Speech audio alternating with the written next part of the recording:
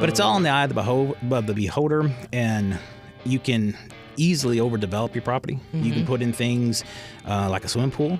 If a swimming pool is not common for your area, you're not going to get hardly any of the value back out of it.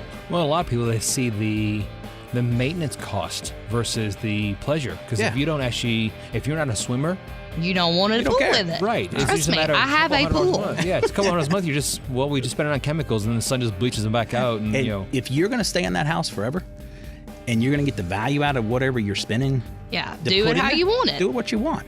But to think that you're going to get every penny out of it, when you try to sell it, whatever, it just all depends on what's in the neighborhood as comparable comps. And if it's common for the area, great. If it's not common, then you might take a beating on it. But as long as you get your pleasure out of it, that's all that matters. I will say, I just had my house appraised because I did a line of credit for an investment property.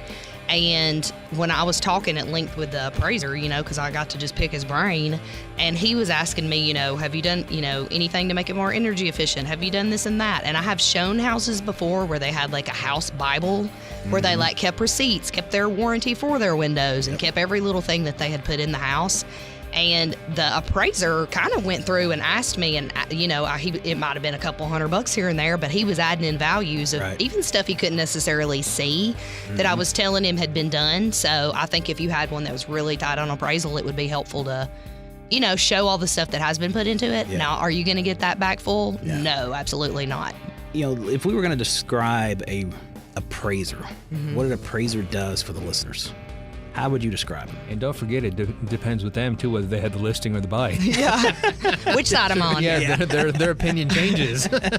I mean, it does keep people in check as far as when you have all these cash going on versus a loan, it's keeping us where we need to be. That's needed. I don't have a thing against appraisers by any means, but I want to be, given value for, say, one that sold for sale by owner and is not in the MLS, but you can present them the information on it and they won't use it. That kind of annoys me.